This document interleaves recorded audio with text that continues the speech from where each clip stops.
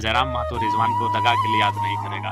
मैं रिजवान भाई को संघर्ष के लिए याद करूंगा। बाकी वो जहां रहे खुशहाल रहे। बस एक टीस रह गई, एक मलाल रह गया कि जाना ही था, हाथ छोड़ना ही था तो नॉमिनेशन से पहले छोड़ देते। मैं किस पे विश्वास करूं? जयराम महतो छोटी सी आयु में बहुत कुछ सहा है, आगे भी सह लेगा। अपने नम आंखों को छुपाकर वो मुस्कुरा के बात कर लेगा, लेकिन रिजवान क्रांतिकारी को बद्दुआ नहीं देगा। दो क्रांतिकारी, एक रिजवान और दूसरा जयराम, कहने वाले, साथ में डायलॉग मारने वाले दोस्त आपको दगा देके चले गए और ऐसे समय में दगा देके चले गए हैं जहाँ से जयराम अकेले आंसू भी रोएगा तो उसका दिल नहीं भर सकता। नहीं, आपने सही कहा। बगोदर सीट को मैंने उनको प्रीफर किया था, इसलिए चूंकि वो उन्होंने एक साल तैयारी किया था बगोदर से। जब वो JKMM बनाए थे उस समय वो बगोदर से ही तैयारी कर रहे थे। फिर अचानक पता नहीं उनको कहाँ से ये आइडिया आया, या फिर किन लोगों ने उनको हिंट किया कि वो कांडे चुनाव लड़ेंगे, हॉट सीट लड़ेंगे जहाँ मुख्यमंत्री की अर्धांगिनी हो, राज्य लेवल पे। हाँ, उन्होंने ही मुझे कहा था। मैं कांडे के लिए कैसे सोच सकता हूँ? कि इसका मुस्लिम में पकड़ नहीं था, महतो लोग ही, जयराम महतो जैसे लोग और कुर्मी समुदाय के लोग ही इनको बड़ा नेता बना दिया। ये सत्य है, सत्य से नकार नहीं सकते हैं। कि अगर जाना ही था तो नॉमिनेशन से पहले चले जाते। ये तो वही कहानी हुई ना अनिल भाई, कि आपने शादी का कार्ड छपवा दिया है और निकल गए। अरे आपको नहीं मर्जी थी, आप अपनी मर्जी से विवाह करते, लेकिन शादी का कार्ड नहीं छपवाना था। तो वही भाई साहब को यही था कि नॉमिनेशन से पहले जाना था, कम से कम वहाँ हम अपना प्रत्याशी तो दे सकते थे। रिजवान आपके खिलाफ आके बेरमो अगर प्रचार करते हैं क्योंकि वो मुस्लिम बहुल इलाका है, तब तो फिर आपके लिए बड़ा डैमेज वाला स्थिति है। डैमेज नहीं हो, एक बार दगा दे दिया, दूसरा दे दिया तो एक्सेप्ट कर लिया, फिर से अगर आ जाएंगे रिजवान तो क्या कहिएगा? दो क्रांतिकारी, एक रिजवान और दूसरा जयराम, कहने वाले, साथ में डायलॉग मारने वाले दोस्त आपको दगा देके चले गए और ऐसे समय में दगा देके चले गए हैं जहाँ से जयराम अकेले आंसू भी रोएगा तो उसका मतलब दिल नहीं भर सकता है। नहीं, आपने सही कहा। कल जब मैंने सुना तो सबसे पहले हमने अपने सारे कार्यक्रम को कैंसिल कर दिया, और हमें लगता है कि आज मनसा पूजा के बाद हम पहली बार घर गए।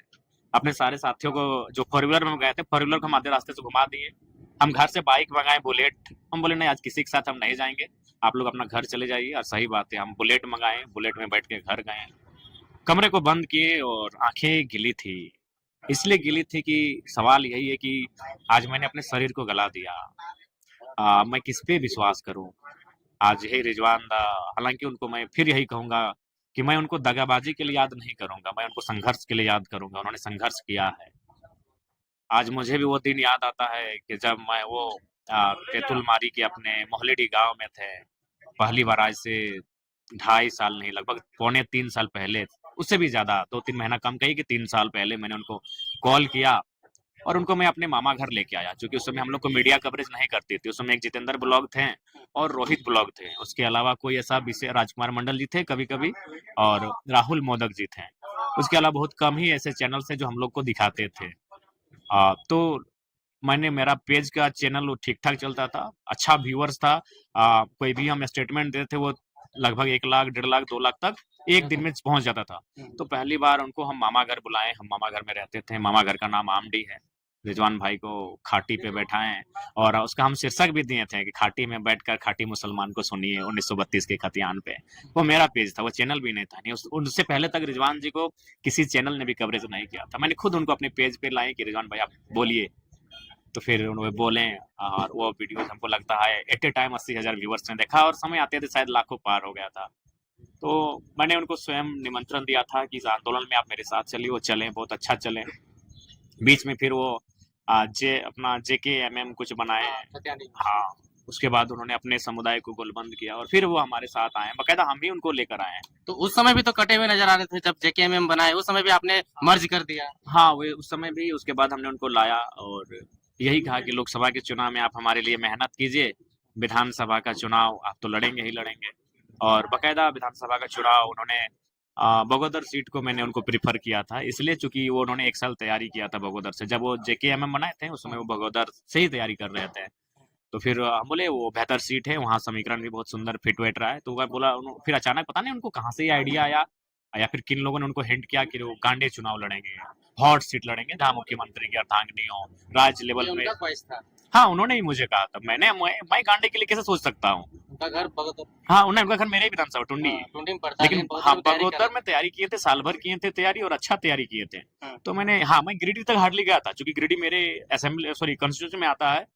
तो मैंने गिरिडीह लोकसभा में, गिरिडीह विधानसभा उनको कहा था, क्योंकि वहाँ उनके समुदाय की आबादी भी 60,000 से ज्यादा है। हमारे समुदाय भी कुछ ठीक ठाक है रिटर्न में।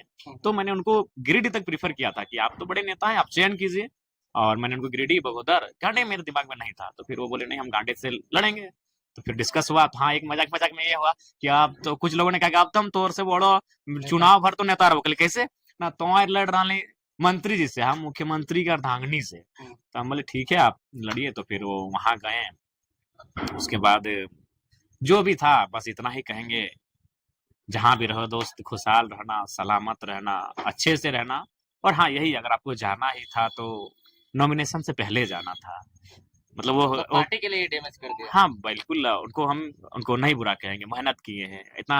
जयराम महतो इस छोटी सी आयु में बहुत कुछ सहा है, आगे भी सह लेगा। अपने अपने नम आंखों को छुपाकर वो मुस्कुरा के बात कर लेगा, लेकिन रिजवान क्रांतिकारी को बद्दुआ नहीं देगा। लोग कहते हैं कि इसका मुस्लिम में पकड़ नहीं था, महतो लोग ही, जयराम महतो जैसे लोग और कुर्मी समुदाय के लोग ही इनको बड़ा नेता बना दिया है। बाकी ये उनका सत्य है, ये भी सच्चाई है, इसमें आप नकार नहीं सकते हैं। क्योंकि आज उनको जो भी उनके व्यूअर्स भी हैं वो मैक्सिमम जो है हमारे समुदाय से ही हैं।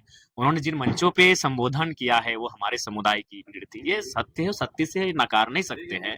लेकिन अंततः यही कहेंगे, अगर जाना ही था तो नॉमिनेशन से पहले चले जाते। ये तो वही कहानी हुई ना अनिल भाई, कि आपने शादी का कार्ड छपवा दिया है और निकल गए। अरे आपको नहीं मर्जी थी, आप अपनी मर्जी से विवाह करते, लेकिन शादी का कार्ड नहीं छपवाना था। तो वही भाई साहब को यही था कि नॉमिनेशन से पहले जाना था, कम से कम वहां हम अपना प्रत्याशी तो दे सकते थे। सही बात है, लेकिन कहीं ना कहीं आपके लिए भी वो जेल गया जिस दिन लोकसभा का आपका नॉमिनेशन था, उनको उठा करके ले आदर, गया। इसीलिए मैंने कहा कि मैं उनको दगा के लिए याद नहीं करूंगा, मैं रिजवान जी को संघर्ष के लिए याद करूंगा। हालांकि मेरे समर्थक, उनके समुदाय के ही कुछ लोग उन्हें दगा के लिए याद कर सकते हैं, लेकिन जयराम महतो रिजवान को दगा के लिए याद नहीं करेगा। मीडिया मुझे 1000 बार अगर सवाल करेगी तो मैं 1000 बार यही कहूंगा कि मैं रिजवान भाई को संघर्ष के लिए याद करूंगा। बाकी वो जहां रहे खुशहाल रहे, बस यही एक मैंने एक टीस रह गई, एक मलाल रह गया कि जाना ही था, हाथ छोड़ना ही था तो नॉमिनेशन से पहले छोड़ देते। एक बार दगा दे दिया, दूसरा दे दिया तो एक्सेप्ट कर लिया, फिर से अगर आ जाएंगे रिजवान तो क्या कहिएगा? देखिए अब सोचा जाएगा, हम लोग बहुत भावुक इंसान है, बहुत कोमल हृदय के इंसान हैं। और कभी अगर हम लोग इतने चालसाजी नहीं है, हम लोग हमें वो एक ऐसा केंद्र अध्यक्ष हैं जो आप पूछिए, हमारा मोबाइल का पासवर्ड हमारा एक पंचायत का सदस्य को मालूम है कि हमारे केंद्र अध्यक्ष जी के मोबाइल का पासवर्ड क्या है। बहुत सारे सीटों पे आपके कैंडिडेट जो दिए थे उसका रिजेक्शन लिस्ट जारी हो गया है, उस पर आप लोग क्या करेंगे? वहां पे तो आप कैंडिडेट आप दे नहीं सकते हैं। वहां पे हम लोग किसी को समर्थन दे देंगे, कि कोई समर्थन से चुनाव लड़ेंगे, उनका जो भी सिंबल होगा सिंबल को हम लोग समर्थन दे देंगे। बेरमो में क्या स्थिति है? अगर रिजवान आपके खिलाफ आके बेरमो अगर प्रचार करते हैं, क्योंकि वो मुस्लिम बहुल इलाका है, तब तो फिर आपके लिए बड़ा डैमेज वाला स्थिति नहीं, है। डैमेज नहीं होगा, डैमेज नहीं होगा। वो स्वागत है, वो डुमरी आए, बेरमो आए आए, कोई दिक्कत नहीं। अगर वो मेरे खिलाफ भी बोलते हैं तो हम उनको, क्योंकि उन्होंने संघर्ष किया है हमारे लिए, बहुत मेहनत किया है, लेकिन होता है पता नहीं उनको शायद फ्यूचर जो होता है वो एक दूरदर्शिता की सोच शायद नहीं देख पाए दूर तक जयराम महतो को। वो काफी कुछ पल के लिए चले गए, और वो जहां गए, हेमंत सोरेन तो अस्थायी नेता थे। आज अगर उनको जरूरत थी तो जयराम महतो की जरूरत थी। हेमंत सोरेन अस्थायी नेता हैं, 3 बार के मुख्यमंत्री हैं, उनके जाने, रिजवान जी के हेमंत के पास जाने या ना जाने से कोई फर्क नहीं पड़ेगा, लेकिन अगर जयराम महतो के साथ रहते तो बहुत फर्क पड़ता। लेकिन खैर वो दूरदर्शिता की कमी दिखी उनमें और वो चले गए, जहां भी जाए खुशहाल रहे, सलामत रहे।